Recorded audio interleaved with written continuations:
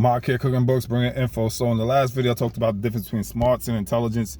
And I just want to say real quick, it's just kind of like continuing that a little bit. Folks, we got to understand, like I said, as we get older, our age begins to, our brain begins to slow, and it's a natural process of the universe, natural laws of the universe. Thermodynamics talks about it. So we naturally, as we age, begin to slow down, right? And it's called diminished capacity.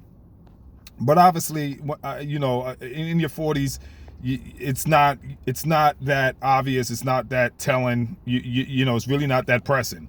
But you don't want to wait till it's too late, like in everything, right? So you want to catch things before it gets too late. You want to get out in front of things. So aside from staying healthy and taking care of yourself physically, you also need to understand mental health, because mental health is a big issue. And the way you can self-diagnose and do things to prevent certain kind of mental illnesses is, again, learning new things, sharpening the neurons, right? Your brain have what's called a synaptic network, and they believe, right, prior to early 20th century, they used to believe that once you reach a certain age as an adult, your brain no longer your brain could no longer change. All right. And in the I believe it was mid 1900s, or whatever the case, sometime during the 1900s, scientists discovered what's called neuroplasticity. And neuroplasticity simply means that your brain form new synaptic networks. That's just a fancy way of saying you can rewire your brain.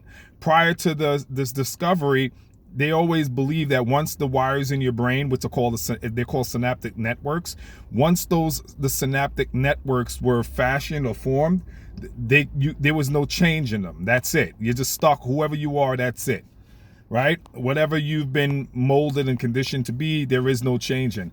But as a result of this new discovery, which is neuroplasticity, they found out that you can actually rewire the circuitry of your brain, which is the synaptic networks, right? You can actually rewire the circuitry of your brain.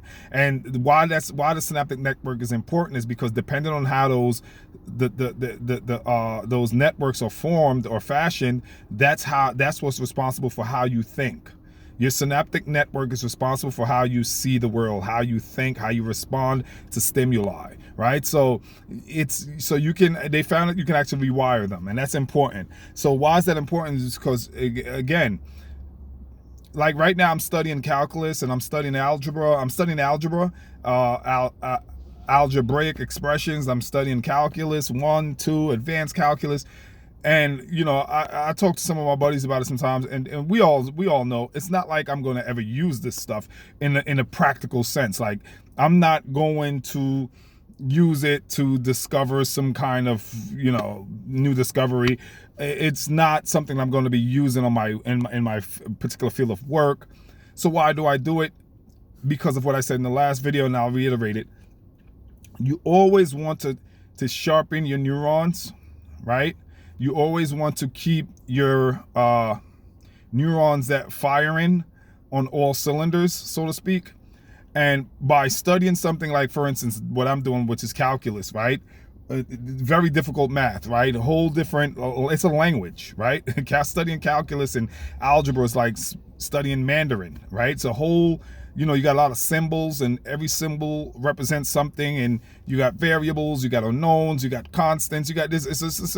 So you're learning all these jargons. You got terms, expressions, and you're learning all these different jargons. So you learn, it's like learning a brand new language. Now, I might not use it in the practical sense, but not all knowledge can be applied in your life. You understand what I'm saying? It can be applicable in your life. And the reason why I say that is because life is a conundrum, it's a puzzle, it's a maze, it's a labyrinth, life is one big problem, right? And when you solve one problem, there's another problem. And when you solve that, there's another. There's always going to be some kind of problem, right? And what's math called? Math problems, right? So when you learn how to solve math problems, then you learn how to solve life problems, because what the two have in common is the word problem, right? And when you can what studying calculus or algebra, what that does is sharpens your ability. For instance, give you a case in point, algebra, right? Like I said, I'll never use this on my work, so to speak, but you could use it in your real life everyday situations, because algebra is finding unknowns, right? That's like the basis of algebra, the basics of algebra. What is it? It's about finding the unknown. Those unknowns are called variables, right? And so you're solving a puzzle by finding an unknown. When you can train your mind to be that detailed, right? You have to be very detailed, very precise, very concise, very meticulous, right? When you can train and condition your mind to be like that, you'll learn how to solve life's real problems. You'll learn how to solve life situations. Life is always going to throw curveballs and crises and situations at you, and you'll learn, your mind will be conditioned on how to find the unknown in your life, to find what's really creating problems, what's creating these situations, how do I, mold and fit this into that and calculate this and do it. So, I mean, just learning how to train in your mind how to solve mathematical problems will teach you it by default. Let's just say it like that. By default, you will pick up habitual thinking of how to think yourself through real life situations, real life problems, broken hearts, bankruptcies, job loss, all the problems that life throws at you. Training your mind to be sharp, quick-witted, and how to think through solving these kind of equations will allow you to carry over into your real life. Okay, so and again, like I said, I chose to pick up math and start studying it just to keep the brain going. Like I said, it could be gardening, it could be cooking for some people, it could be, hiking, it could be exercise, fishing, anything that keeps you going. It doesn't necessarily have to be, for me, that's what works, right? What works for me might not work for you. You understand? So for me, that works because I like stuff like that, right? Maybe you might want to take up a fighting class. You know what I mean? Not now, obviously it's the pandemic, but you get what I'm saying, right? You could start going into take up some fitness courses or some online courses or whatever. There's stuff that you have to keep doing. Here's the thing. Here's why it really doesn't matter what you do. Here's the beauty. Because you're already in a routine. You see what I'm saying? Let's say you're not doing any of the stuff we're discussing here. You already have a routine. So that routine, you're in my age range, you're 40 something years old. Maybe you have your wife or your girlfriend, you have your kids, you have your job, you have your bills, you have your car, you have your dog and your cat. There's a routine that you're living, right? For the last 20, 15 years, you have a routine. So this is root. So your life has become monotonous in a way, right? So you got a monotonous lifestyle, and that's totally normal, natural. We're not bashing, we're not hating. That's totally normal. What I'm trying to point out to you is this is why it doesn't matter what you pick up new. Anything outside of your routine is going to stimulate your brain. You see what I'm saying? I'm sure you get where I'm going. Because you have a monotonous psyche, a routine mentality, a routine pre-programmed mindset, anything you do is going to disrupt that routine and it's going to stimulate your brain. So it doesn't take much. This is why it does not take much. For me, like I said, I'm doing calculus, I'm doing algebra, I'm doing all these things, but I'm an extremist. Anything I do, that's just what I am, but you don't have to be an extremist. Like I said, anything you could take up finger painting, for Christ's sakes.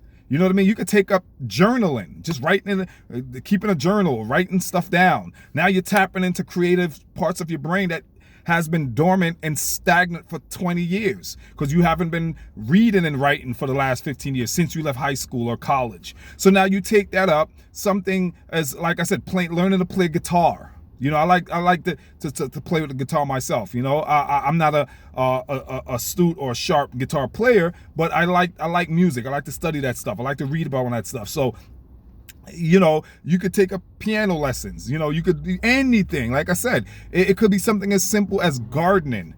Anything you do that breaks up the monotony of your life is going to stimulate, activate, elucidate, aspects of the brain, neurons, or the synapse that has not been utilized for several years or since high school or college days or whatever. So this is what I'm saying. Like, always keep learning, folks. Always keep the brain going. Always. Because again, if you don't use it, you lose it. And you know, you project out into the universe very negative energy when you're not sharpening yourself and keeping yourself up to you know, fine tuning yourself. It's like your car. If you don't fine tune, if you don't tune up your vehicle and you're just driving it every day, eventually it's going to break down. You know, your gasket, you know, you're going to have engine problems. So you got to always, every couple of months, you got to tune up your vehicle. Well, you got to tune up the brain every couple of, you know, whatever. So till next time, you know, I'm cooking the books, bringing the info. Peace.